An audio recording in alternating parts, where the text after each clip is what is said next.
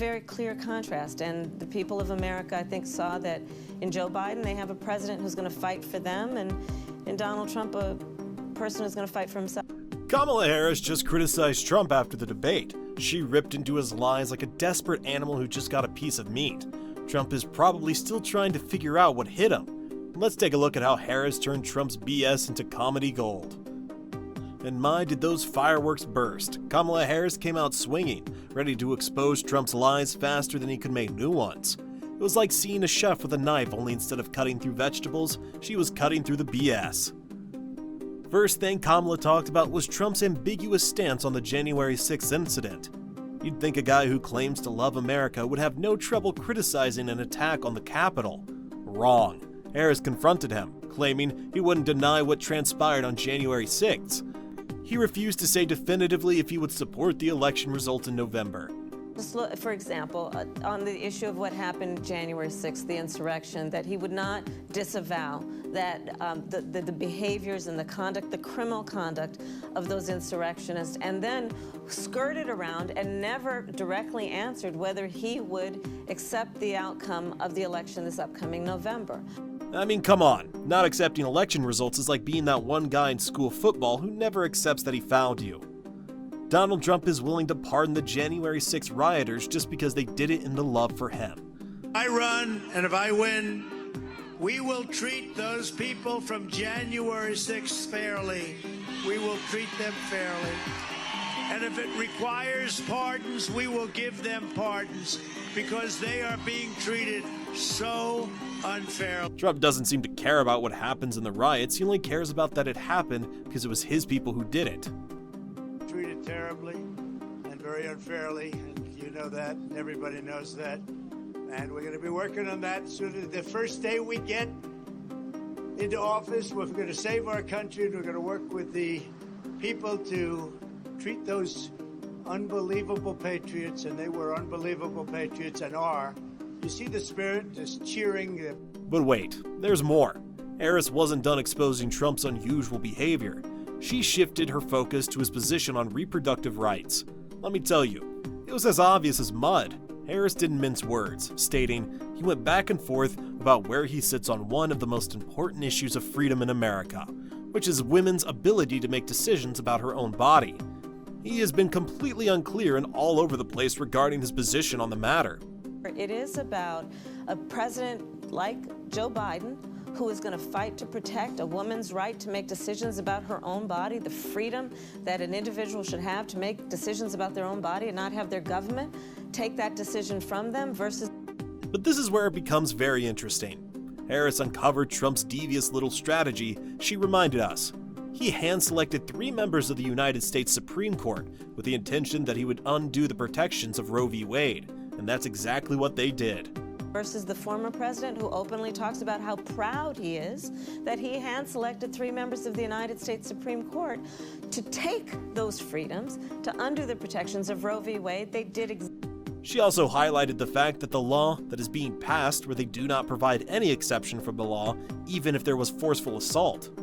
As he intended, and now in state after state we're seeing laws being passed that punish healthcare providers, provide prison, in Texas prison for life. We're seeing state after state passing laws that provide no exception for rape or incest, and those are Trump abortion bans. Those bans would not be in effect were it not for Donald Trump as president intending to select people who did as he intended, who would undo the protections of Roe v. If you thought that was horrible, hold on to your hats, guys. Harris offered a shocker on Trump's future goals. She warned if Donald Trump is re-elected as President of the United States in November, he will sign a national abortion ban. Take him on his word. He previously stated that he would do so while serving as president. He stated that if it came across his desk, he would sign it. There's no reason to believe anything he will change. This was confirmed as well after Donald Trump himself said that he would support a 15-week national abortion ban. More and more I'm hearing about 15 weeks, and I haven't decided yet. The number 15 is mentioned. I haven't agreed to any number. I'm going to see. We want to take an issue that was very polarizing and get it settled and solved so everybody...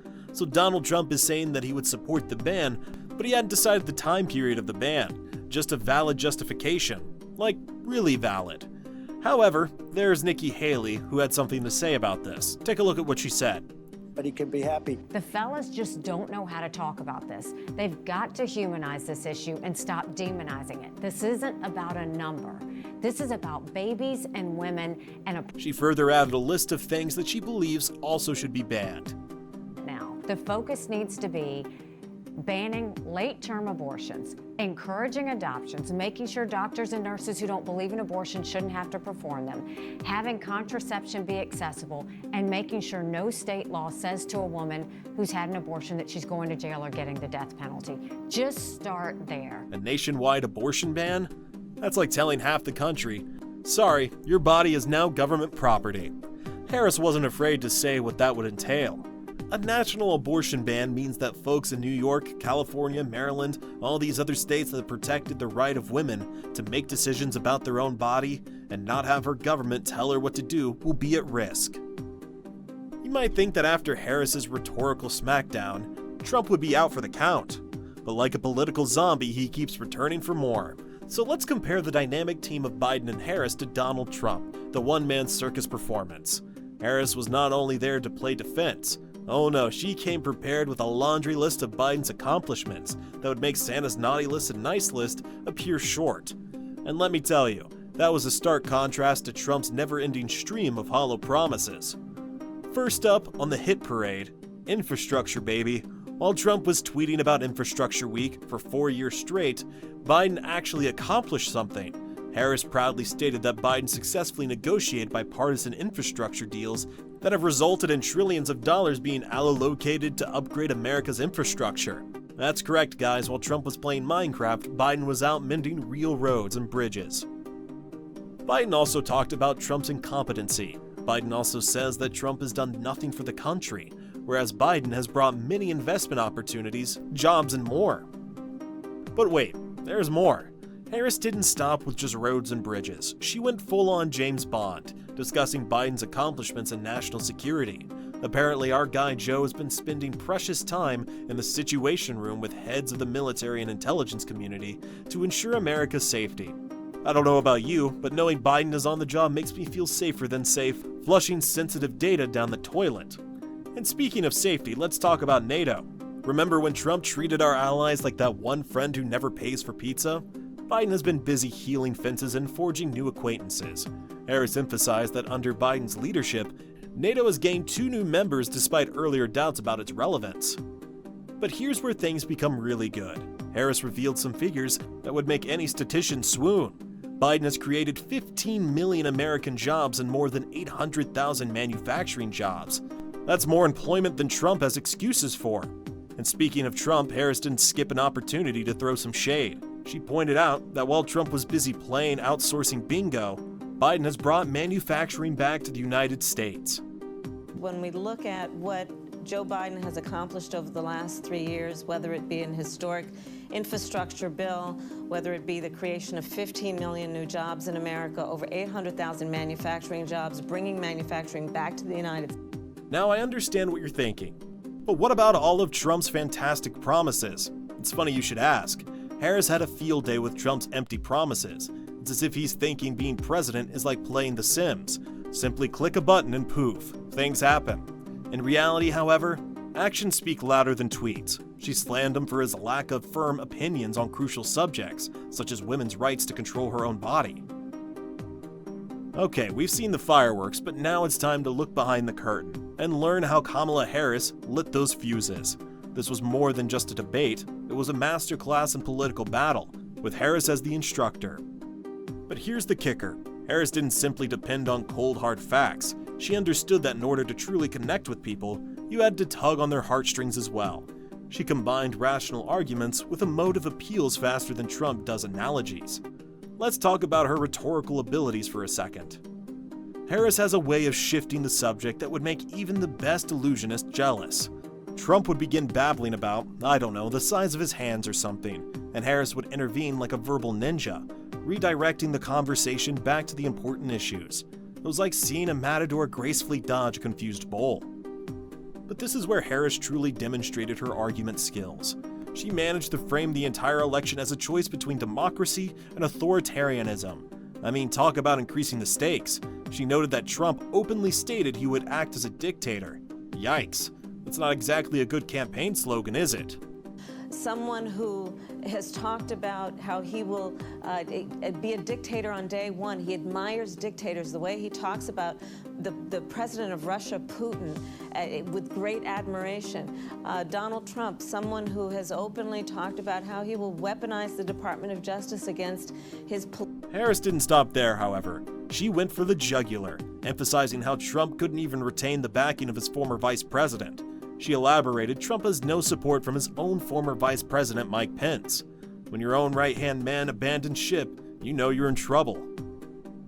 Perhaps Harris's most effective technique was to emphasize the significance of substance above form. She emphasized that this discussion, and hence this election, isn't about who can put on the most extravagant display, it's about who can genuinely do tasks. She spoke on the importance of Biden's long-term performance over Trump's showmanship. It's similar to what she was saying. Sure, Trump might be good at playing the part of a president on TV, but Biden's the one actually doing the job.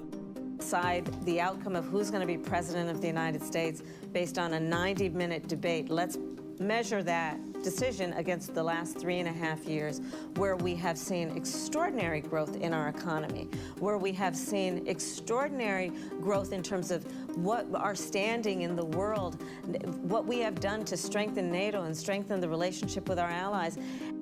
Harris gave a masterclass in political battle, but what occurred after it was all settled? The media went into high gear faster than you could say fake news. Every talking head you could imagine had an opinion, and they were eager to give it. It was like watching a flock of birds fighting for one worm.